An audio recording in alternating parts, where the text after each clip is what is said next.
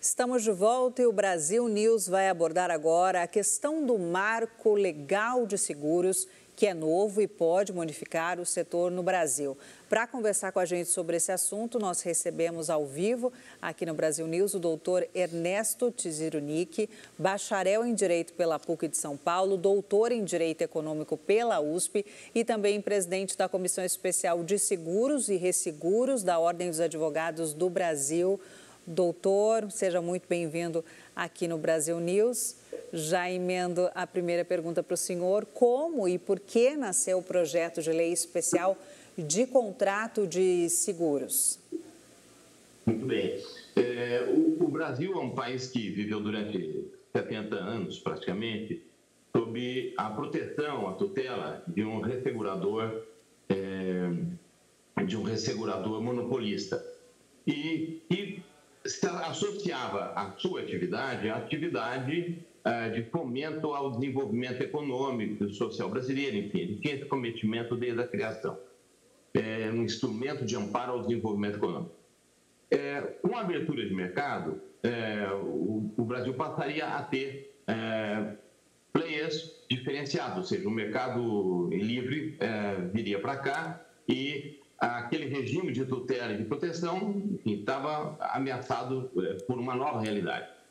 Além desse fato, o Código Civil de 2002, ele havia trazido pouca novidade e talvez até, em certos aspectos, envelhecido o regime jurídico do contrato de seguro brasileiro. Ou seja, o Código Civil de 2002 não trouxe um novo regime condizente com o desenvolvimento da atividade econômica que visava regular o contrato de seguro. Então, quando se fez a abertura também do mercado, não se preocupou muito em proteger a parte contratual, ou seja, o funcionamento dos contratos de seguros para os segurados e beneficiários e também para as próprias seguradoras. Então, isto estimulou um grupo a se reunir e procurar formular para o Brasil uma lei especial de contrato de seguro, não é uma lei geral de seguro, é uma lei especial de contrato de seguro, mas uma lei especial de contrato de seguro que tivesse de acordo com o seu tempo e que observasse o desenvolvimento das regulações no planeta. Naquele momento, o Brasil estava saindo na liderança junto com a Alemanha, tá? E depois nós fomos, ao longo da tramitação brasileira, demorou 20 anos até agora, né?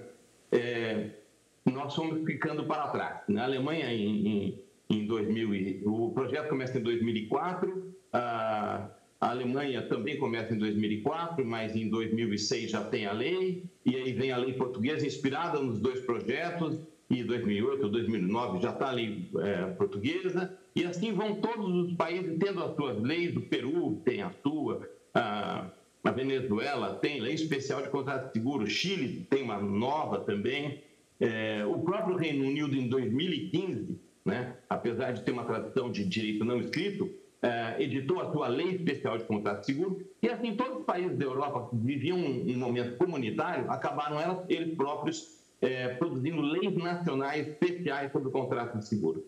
E o Brasil está ainda, né, nesse caminho em busca da sua lei. Doutor Ernesto, perdão, não sei se eu interrompi, o senhor pode continuar? Ia dizer mais alguma coisa, não? Eu ia dar um contexto mais geral, mas não sei se o tempo é curto, a gente para por aqui. Não, tudo bem. Eu gostaria de aproveitar essa oportunidade, o senhor explicar o que é exatamente o resseguro. Segundo eu entendi, o senhor pode me corrigir se eu estiver errado, essa transformação na lei, ela visa o relacionamento das companhias de seguro com uma associação, uma instituição mais acima, que é a resseguradora, é isso? Não, também. Não. O projeto ele regula os contratos de seguro. Só que os contratos de seguro, eles têm uma relação muito próxima, muito íntima com o resseguro. E no Brasil, isso é bastante grande. Quer dizer, quem define os riscos asseguráveis, onde o resseguro entra, é o ressegurador. quem define o conteúdo das garantias é o ressegurador, quem regula os sinistros quando acontece é o ressegurador. Muitas vezes a cláusula de pagamento simultâneo, dizendo que a seguradora não pagará, a menos que ela receba do ressegurador. Então, para funcionar o contrato de seguro, o resseguro é muito importante, né? O que eu ia dizer era exatamente isso, um pouco mais geral, mas era isso. O mercado de seguros brasileiro, hoje em faturamento, ele cresce muito e as previsões são de crescimento ainda maior. Entretanto, chega a chamar a atenção os excessivos resultados de 20% a 65% sobre os patrimônios líquidos da seguradora. Um resultado extraordinário, né? Isso significa que os seguros estão caros e que a eficácia indenizatória desses seguros para a sociedade deve ser muito mais. É o que indica. Os preços, portanto, precisam desabar ou ambas as coisas, as garantias precisam ser mais protetivas de verdade, mais eficazes. Com isso, certamente o mercado cresce, fica mais desejável o seguro.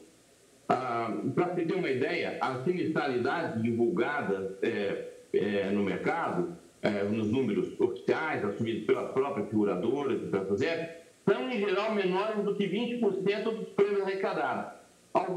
Em alguns tipos de seguro, não chega a 1%. Né? E se é assim, é hora de, pelo menos, abaixar as tarifas, né? Mas também de dar mais conteúdo, um conteúdo melhor para os seguros. Né?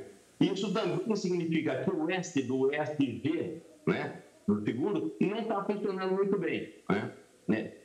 E essa situação é que precisa melhorar. A ideia é que o mercado cresça. Para se ter uma ideia, o mercado de seguros em faturamento, ele tem crescido bastante, a sinistralidade tem sido pequena, e o total dos ativos das nossas seguradoras são ainda de 20% do PIB. Tá? Nos países centrais, nos Estados Unidos, no Reino Unido, na Alemanha, os ativos das seguradoras representam aproximadamente 100% do PIB. Então, é um mercado que tem que crescer muito e precisa ficar mais robusto e para isso, o funcionamento do contrato é a confiança do consumidor, é a confiança dos empresários que contratam seguros para proteger as suas atividades, tem que crescer e o seguro tem que ser permanentemente melhorado. Né? Para isso que o projeto trata essencialmente do contrato de seguro, mas toca em algumas pequenas regrinhas que se relacionam com o funcionamento do resseguro. Doutor, para a gente encerrar a nossa entrevista, uma última pergunta. O que esse projeto altera para os segurados individuais, os consumidores de seguro de vida e também o seguro de automóveis, doutor? E o senhor vê chance dele ser aprovado, esse projeto? Em primeiro lugar, eu acredito que o projeto deve ser aprovado. O Brasil não pode mais esperar para ter a sua lei especial de contrato de seguro. Essa talvez seja a lei mais discutida democraticamente até hoje no Congresso Nacional. Né? Eu vejo muitos parlamentares de larga experiência, reconhecerem essa qualidade dessa lei. Ela foi muito discutida. Hoje eu diria que o mercado praticamente como um todo é uníssono de consumidores, empresários, seguradores, resseguradores, corretores de seguro, no sentido de afirmar a necessidade urgente da aprovação dessa lei. Ela já recebeu parecer favorável do Rodrigo Pacheco anteriormente, quando era relator. Depois o projeto ficou parado, o novo relator assumiu o projeto e, novamente, nós temos hoje o senador Jader Barbalho com um parecer favorável, amplamente favorável ao projeto. Enfim, acredito que deva ser aprovado. E temos o ministro da Fazenda pessoalmente encampando esse projeto como uma prioridade, o superintendente da SUSEP, o secretário de Reformas Econômicas, enfim, ele é eu diria, um projeto xodó hoje na área econômica. O que melhora? Tá? Hoje, sinceramente, eu estou advogado há 40 anos nessa área e eu cheguei à conclusão que só os druidas e os mágicos que conseguem saber o que um seguro cobre ou não cobre. Tá? no mercado de seguros há bons técnicos, mas eu acho que nem o bambambam dessa galáxia pequena, que é o mercado de seguros, saberia dizer precisamente diante de um determinado seguro o que ele cobre, o que ele não cobre. Tá? Nós misturamos muitas coisas ao longo do tempo. A gente misturou seguros contra todos os riscos, que era uma tendência dos nossos seguros, com seguros de riscos nomeados, específicos. Confundimos predeterminar riscos com especificar ou restringir riscos. E com isso tudo, nós criamos uma torre de Babel e é muito difícil para um segurado qualquer entender se o seguro garante ou não garante. Muito bem. O projeto resolve isso, resolve. O que o projeto fez? Ele volta à ideia de todo seguro garante todos os riscos de um tipo determinado de risco.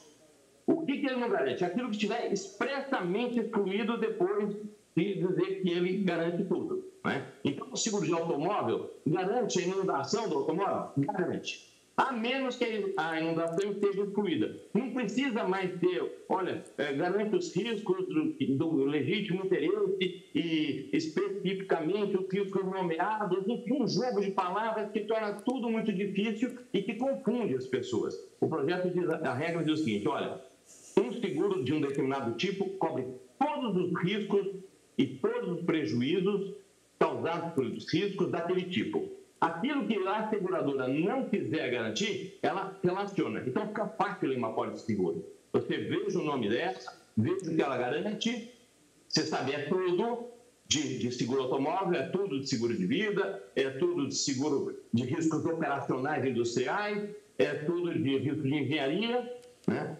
É tudo de responsabilidade civil do empresário, chamado de ANU, e ele aprende a ler. Um empresário vai saber ler, um segurado vai saber ler, um advogado que pega aquele documento vai ter facilidade para ler, e assim já resolve muitas questões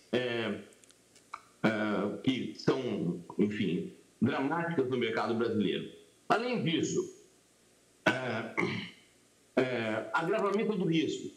O Brasil criou um conceito muito expandido de agravamento do risco. Então, sempre que um segurado tem um sinistro, ele corre o risco de ouvir a seguradora dizer que ele não tem direito à indenização porque ele agravou o risco. Ele deixou de fazer um exame biológico, deixou de ter uma conduta qualquer na sua vida pessoal, seja lá o tipo de seguro que for, atos voluntários poderão ser caracterizados como agravamento de risco, que, segundo a lei atual, levaria à perda do direito. Muito bem, o projeto respeita aquilo que no mundo se considera agravamento de risco. Primeiro, tem que perguntar para o segurado o que se quer saber no momento da contratação, e só vamos considerar agravamento de risco aquilo que não tiver, aquilo que estiver, aliás, dentro daquilo que foi objeto de preocupação do segurador.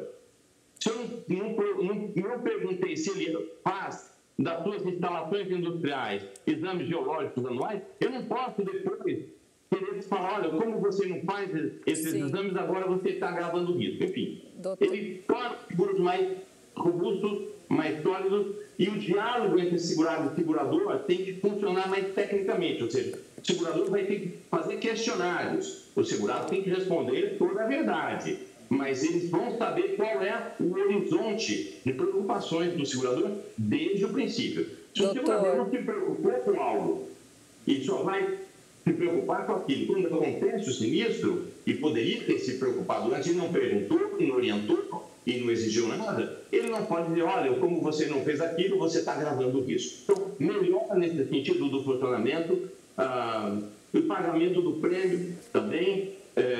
Se você atrasa o pagamento do prêmio, vão dizer, olha, você não tem mais direito à indenização, suspendeu a cobertura que você atrasou. Não é assim que funciona no projeto. O projeto diz claramente que, apesar do Superior Tribunal de Justiça dizer que tem que notificar o segurado, mas o segurado tem que ir para a justiça para pegar a indenização dele, passar, sei lá, se tiver muita sorte, alguns anos, se não tiver muito, algumas décadas, para receber a indenização dele lá no Superior Tribunal de Justiça.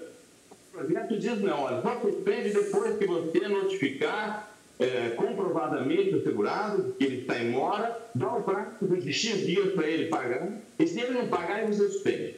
Enfim, aquilo que está na jurisprudência de quem vai à justiça, contrata advogado e passa 30 anos esperando, passa a estar na própria lei. E assim são uma série de regras que dão segurança e também transparência. Só para terminar, o Superior Tribunal de Justiça, há um ano atrás, ou 2 anos atrás, ele trouxe uma decisão dizendo que os segurados, num caso específico, os segurados não podem tomar conhecimento das apurações feitas pelo segurador, ou seja, do relatório de regulação do sinistro que ele sofreu, né? Porque isso iria impor os reguladores e a seguradora ao risco de perda concorrencial, porque ela tem os seus segredos industriais naquele documento. Tá? Isso é uma coisa que jamais aconteceu no Brasil, que jamais aconteceria. Mas, enfim, a falta de uma lei garantindo o direito de acesso dos segurados às apurações do seu direito a receber ou não uma indenização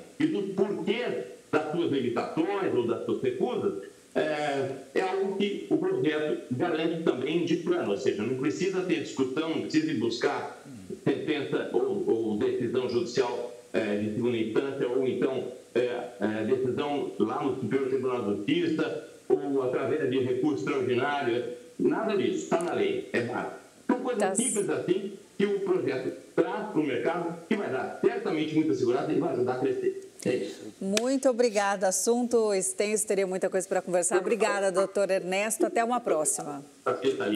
Uma honra para mim. Obrigado. Tchau, tchau. Obrigada. Muito bem. O desemprego no Brasil caiu para 7,4% no trimestre de outubro a dezembro. E este é o nível mais baixo em quase 10 anos. Vamos acompanhar a reportagem. O índice do desemprego no Brasil caiu ligeiramente no trimestre imóvel de outubro a dezembro e ficou em 7,4%, o nível mais baixo em quase 10 anos. Os dados foram divulgados nesta quarta-feira pelo Instituto Brasileiro de Geografia e Estatística, o IBGE. Em 2023, o desemprego situou-se em média em 7,8%, uma queda de 1,8% percentual em relação ao ano anterior e o nível mais baixo desde 2014. O índice marcou a 9ª queda trimestral consecutiva no final do ano passado, com 0,3 de ponto percentual a menos na comparação com o período julho-setembro, segundo o IBGE. Os dados mostram ainda uma redução de 0,5 de ponto percentual diante do mesmo trimestre de 2022. Os desempregados contabilizaram 8.100.000, o valor mais baixo desde o trimestre encerrado em janeiro de 2015. Já a população economicamente ativa atingiu um novo recorde da série histórica iniciada em 2012, com 101 milhões de pessoas, um crescimento de 1,6% ao ano. E o Brasil News vai para um rápido intervalo. Nós vamos voltar daqui a pouquinho. Até já.